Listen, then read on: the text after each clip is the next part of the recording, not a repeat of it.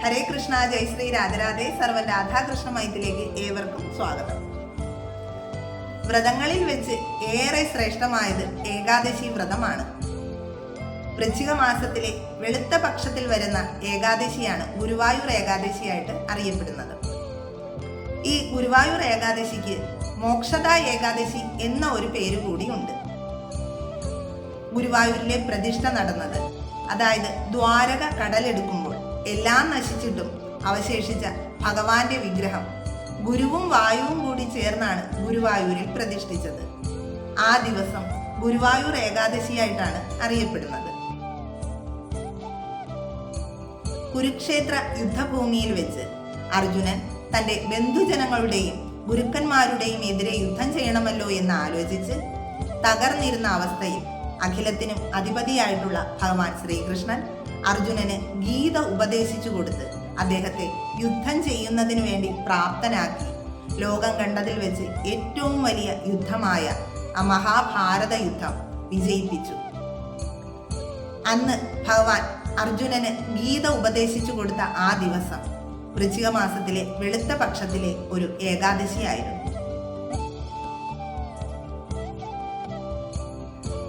അതുപോലെ മേൽപ്പത്തൂർ ഭട്ടതിരിപ്പാടിന് കലശലായ വാതരോഗം നിമിത്തം അദ്ദേഹം ഗുരുവായൂരിൽ വന്ന് 100 ദിവസം അവിടെ താമസിച്ച് ഓരോ ദിവസവും നാരായണീയത്തിലെ ഓരോ ദശകം വീതം അദ്ദേഹം ഭഗവാന് പാടി സമർപ്പിക്കുമായിരുന്നു. അങ്ങനെ 100ാമത്തെ ദിവസം ഭഗവാന്റെ കേശാദിപാദം എഴുതി സമർപ്പിച്ചത് ഇതുപോലെ ഒരു ഗുരുവായൂർ ഏകാദശി ദിവസമായിരുന്നു എന്ന് പറയപ്പെടുന്നു. ശങ്കരാചാര്യർ ഗുരുവായൂരിലെത്തി അവിടുത്തെ പൂജാവിധികളെല്ലാം ഇന്ന് നാം കാണുന്ന രീതിയിൽ എഴുതി ചിട്ടപ്പെടുത്തിയത് ഗുരുവായൂർ ഏകാദശി ദിവസമായിരുന്നു. കഴിഞ്ഞ വീഡിയോയിൽ ഞാൻ പറഞ്ഞതുപോലെ ചെമ്പൈ വൈദ്യനാഥ ഭാഗവതർക്ക് തന്റെ നഷ്ടപ്പെട്ടു പോയ ശബ്ദം വീണ്ടെടുക്കാൻ കഴിഞ്ഞത് ഒരു ഗുരുവായൂർ ഏകാദശി ദിവസമായിരുന്നു. ഈ ദിവസം പൂജാതി കർമ്മങ്ങൾക്കല്ലാതെ മുഴുവൻ സമയവും ശ്രീകോവിൽ തുറന്നിരിക്കുന്ന ഒരേ ഒരു ദിവസം എന്ന് പറയുന്നത് ഈ ഗുരുവായൂർ ഏകാദശി ദിവസമാണ്.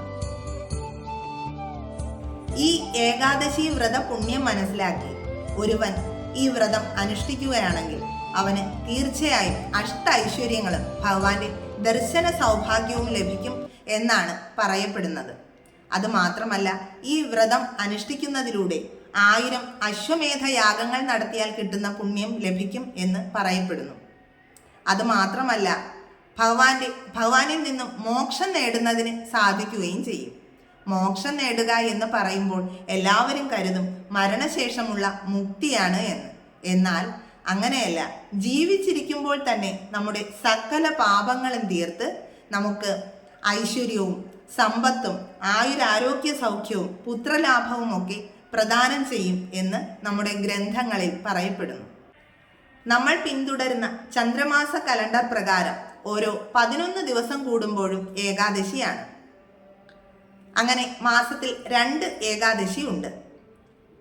ശുക്ലപക്ഷത്തിൽ വരുന്ന ഏകാദശിയെ വെളുത്തപക്ഷ ഏകാദശിയായിട്ടും കൃഷ്ണപക്ഷത്തിൽ വരുന്ന ഏകാദശിയെ കറുത്തപക്ഷ ഏകാദശിയായിട്ടാണ് ആചരിക്കുന്നത്. ഇവിടെ ഗുരുവായൂർ ഏകാദശി വരുന്നത് ശുക്ലപക്ഷത്തിലാണ്, അതായത് വെളുത്തപക്ഷ ഏകാദശി. 8 വയസ്സ് മുതൽ 80 വയസ്സ് വരെ ഉള്ള ഒരു മനുഷ്യൻ നിർബന്ധമായും ഈ 2 ഏകാദശികളും ആചരിക്കണമെന്നാണ് നമ്മുടെ ഗ്രന്ഥങ്ങളിൽ പറയുന്നത്. ഭക്തി ആഗ്രഹിക്കുന്നവർക്ക് ഭക്തിയും മോക്ഷം ആഗ്രഹിക്കുന്നവർക്ക് മോക്ഷവും പ്രദാനം ചെയ്യുന്ന വ്രതമാണ് ഏകാദശി വ്രതം. ഏകാദശി വ്രതം 3 ദിവസങ്ങളിലായിട്ടാണ് വരുന്നത്: ദശമി, ഏകാദശി, ദ്വാദശി. ദശമി ദിവസം രാവിലെ തന്നെ എഴുന്നേറ്റ് ദേഹശുദ്ധിയൊക്കെ വരുത്തി വിളക്ക് കൊളുത്തി പ്രാർത്ഥിച്ച ശേഷം തുളസി ഇലകളൊക്കെ പറിച്ചു വെക്കണം. പ്രത്യേകം ശ്രദ്ധിക്കേണ്ട ഒരു കാര്യം, ഏകാദശി ദിവസവും ദ്വാദശി ദിവസവും തുളസി ഇല പറിക്കുവാൻ പാടില്ല. കാരണം തുളസി ദേവിയും ഏകാദശി വ്രതത്തിലാണ് എന്നതാണ്. അന്നേ ദിവസം, അതായത് ദശമി ദിവസം ഒരിക്കൽ മാത്രമേ അരിയാഹാരം കഴിക്കുവാൻ പാടുള്ളൂ. രാവിലെ ഗോതമ്പ് കൊണ്ടുള്ളതോ രാത്രിയിൽ പഴവർഗ്ഗങ്ങളോ കഴിക്കുന്നതാണ് ഏറെ ഉത്തമം. പിറ്റേ ദിവസം, അതായത് ഏകാദശി ദിവസം ബ്രാഹ്മമുഹൂർത്തത്തിൽ എഴുന്നേൽക്കാൻ പറ്റുന്നവരാണെങ്കിൽ ആ സമയത്ത് എഴുന്നേറ്റ് ദേഹശുദ്ധിയൊക്കെ വരുത്തി നെയ്യൊഴിച്ച് 5 തിരിയിട്ട് വിളക്ക് കൊളുത്തി പ്രാർത്ഥിക്കാം. അവനവൻ്റെ ആരോഗ്യസ്ഥിതി അനുസരിച്ചിട്ടായിരിക്കണം ഇതൊക്കെ. പറ്റുന്നവരാണെങ്കിൽ സൂര്യോദയത്തിന് മുൻപെങ്കിലും എഴുന്നേറ്റ് വിളക്ക് കൊളുത്തി പ്രാർത്ഥിക്കുവാനായിട്ട് ശ്രദ്ധിക്കുക. നമുക്കറിയാവുന്ന ഭഗവാന്റെ എല്ലാ നാമങ്ങളും ജപിക്കാവുന്നതാണ്.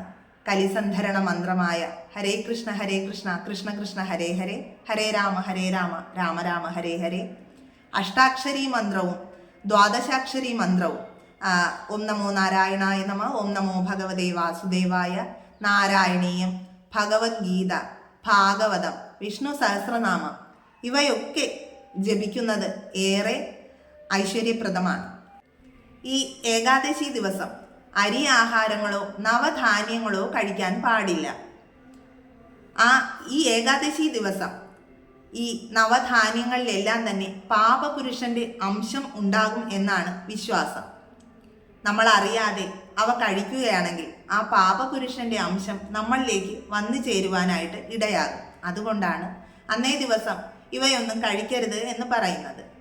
അവനവൻ്റെ ആരോഗ്യസ്ഥിതി അനുസരിച്ച് ഈ വ്രതം അനുഷ്ഠിക്കാം. പഴവർഗ്ഗങ്ങൾ മാത്രം കഴിച്ചെടുക്കാം. അതുപോലെ വെള്ളം മാത്രം കുടിച്ചുകൊണ്ടെടുക്കുന്നവരുണ്ട്. മണ്ണിന് അടിയിലുണ്ടായവ കഴിക്കാവുന്നതാണ്. ചേന, ചേമ്പ്, മരച്ചീനി എന്നിവയൊക്കെ പുഴുങ്ങി കഴിക്കാം. ഈ ഏകാദശി ദിവസം എല്ലാ ദേവീദേവന്മാരും ഭൂലോക വൈകുണ്ഠനാഥനായ ശ്രീ ഗുരുവായൂരപ്പനെ കാണാനായിട്ട് അവിടെ എത്തുമെന്നാണ് വിശ്വാസം. എല്ലാവർക്കും ഗുരുവായൂരിൽ പോയി ദർശനം നടത്താൻ സാധിച്ചെന്ന് വരില്ല. അവർ അടുത്തുള്ള വിഷ്ണു ക്ഷേത്രത്തിലോ ശ്രീകൃഷ്ണസ്വാമി ക്ഷേത്രത്തിലോ പോയി ഭാഗ്യസൂക്തം പോലുള്ള അർച്ചനകൾ നടത്തുന്നത് ഭഗവാന്റെ അനുഗ്രഹവും ഐശ്വര്യവും ലഭിക്കുന്നതിന് ഇടയാക്കും. പിറ്റേ ദിവസം, അതായത് ദ്വാദശി ദിവസം, പാരണ വീടേണ്ടുന്ന സമയത്ത് തന്നെ, അതായത് വ്രതം അവസാനിപ്പിക്കേണ്ടുന്ന സമയത്ത് തന്നെ, എടുത്തു പറയേണ്ട ഒരു കാര്യം, ആ പാരണ വീട്ടുന്ന ആ കൃത്യസമയത്ത് തന്നെ പറിച്ചു വെച്ചിരിക്കുന്ന തുളസി ഇലയും തുളസി ഇല ഒരു പാത്രത്തിലെടുത്ത് അതിൽ ഒരു നുള്ള് അരി കൂടി ഇട്ട ശേഷം ഭോക്ഷേഹും പുണ്ഡരീകാക്ഷ ശരണം മേ ഭവാച്യുത എന്ന മന്ത്രം പറഞ്ഞ് ആ തീർത്ഥം സേവിക്കുക. ഈ മന്ത്രത്തിൻ്റെ അർത്ഥം എന്ന് പറയുന്നത്, ചുവന്ന താമരയുടേതുപോലുള്ള കണ്ണുകളുള്ള ഭഗവാനെ അങ്ങ് എനിക്ക് ശരണം നൽകണമേ എന്നതാണ് ആ മന്ത്രത്തിൻ്റെ അർത്ഥം. ഈ മന്ത്രം പറഞ്ഞുകൊണ്ട് ഈ തീർത്ഥം സേവിക്കുന്നതിലൂടെ നമ്മുടെ വ്രതം അവസാനിക്കും. എങ്കിലും അന്നേ ദിവസം ഒരിക്കൽ മാത്രമേ അരിയാഹാരം പാടുള്ളൂ. രാവിലെയും രാത്രിയും ഗോതമ്പോ പഴവർഗ്ഗങ്ങളോ ഒക്കെ കഴിക്കുന്നതാണ് ഏറെ ഉത്തമം. പിറ്റേ ദിവസം മുതൽ നമ്മൾ എങ്ങനെയാണോ അതുപോലെ തന്നെ തുടരാവുന്നതാണ്. ഏകാദശി ദിവസം പകൽ ഉറങ്ങുവാനോ എണ്ണ തേച്ച് കുളിക്കുവാനോ പാടില്ല. ബ്രഹ്മചര്യം കൃത്യമായി പാലിക്കുകയും വേണം. പീരീഡ്സ് സമയമാണെങ്കിലും ഏകാദശി വ്രതം അനുഷ്ഠിക്കുന്നതിന് അതൊന്നും ഒരു തടസ്സമല്ല. ക്ഷേത്രത്തിൽ പോകുവാനോ വിളക്ക് കൊളുത്തുവാനോ പാടില്ല എന്ന് മാത്രം. നമുക്ക് സ്വസ്ഥമായ ഒരു സ്ഥലത്ത് പോയി നാമം ജപിക്കാവുന്നതാണ്. വാലായ്മ ഒക്കെ ഉണ്ടെങ്കിലും അതൊന്നും ഏകാദശി വ്രതത്തിന് ഒരു തടസ്സമേ അല്ല. ഭഗവാൻ അറിയാതെ ഈ ഭൂമിയിൽ ഒന്നും തന്നെ നടക്കുന്നില്ല. ഭഗവാന്റെ കാര്യത്തിൽ ഒരു ശുദ്ധാശുദ്ധങ്ങളുമില്ല. കാരണം ഭഗവാൻ വസിക്കുന്നത് സദാ നമ്മുടെ ഹൃദയത്തിലാണ്. ഇത്തവണത്തെ ഏകാദശി തിഥി വരുന്നത് നവംബർ 30 ഞായർ രാത്രി 9:29 മുതൽ ഡിസംബർ 1 തിങ്കൾ രാത്രി 7:01 വരെയാണ്. ഏകാദശി ദിവസത്തിലെ ഏറ്റവും പ്രധാനപ്പെട്ട സമയം എന്ന് പറയുന്നത് ഹരിവാസര സമയമാണ്. ഈ സമയം ഭഗവാൻ ലക്ഷ്മി സമേതനായിട്ട് ഭൂമിയിൽ ഉണ്ടാകും എന്നാണ് വിശ്വാസം. ഈ സമയം നമ്മുടെ വായ ശുദ്ധമാക്കി, അതായത് ആഹാരമൊക്കെ ഉപേക്ഷിച്ച് ഭഗവാന്റെ നാമജപത്തിൽ കൂടുതൽ ശ്രദ്ധ കൊടുക്കണം. അങ്ങനെ ആ സമയത്ത് ഭഗവാന്റെ നാമജപം ജപിക്കുകയാണെങ്കിൽ ലക്ഷ്മി നാരായണന്റെ അനുഗ്രഹം ഉണ്ടാകും എന്നാണ് പറയപ്പെടുന്നത്. ഏകാദശി തിഥിയുടെ അവസാനത്തെ 15 നാഴികയും ദ്വാദശി തിഥിയുടെ ആദ്യത്തെ 15 നാഴികയും ചേർന്ന 12 മണിക്കൂർ സമയമാണ് ഹരിവാസര സമയമായിട്ട് കണക്കാക്കുന്നത്. ഇത്തവണത്തെ ഹരിവാസര സമയം വരുന്നത് ഡിസംബർ 1-ാം തീയതി ഉച്ചയ്ക്ക് 12:15 മുതൽ അന്നേ ദിവസം രാത്രി 12:15 വരെയാണ്. അതായത് ഡിസംബർ 1 12:15 PM മുതൽ 12:15 AM വരെയാണ്. ഏകാദശി ദിവസത്തെ വ്രതം അവസാനിപ്പിക്കേണ്ടുന്നതിനെ പാരണ വീടുക എന്നാണ് പറയുന്നത്. ഇത്തവണ പാരണ വീടേണ്ടുന്ന സമയം ഡിസംബർ 2 രാവിലെ 6:56 മുതൽ 9:04 വരെയാണ്. എല്ലാവർക്കും ഗുരുവായൂർ ഏകാദശി അനുഷ്ഠിക്കുവാനുള്ള ആയുരാരോഗ്യ സൗഖ്യം ഭഗവാൻ ഗുരുവായൂരപ്പൻ നൽകട്ടെ എന്ന് പ്രാർത്ഥിച്ചുകൊണ്ട് സർവം ശ്രീ രാധാകൃഷ്ണാർപ്പണമസ്തു. ജയ് ശ്രീ രാധേ രാധേ.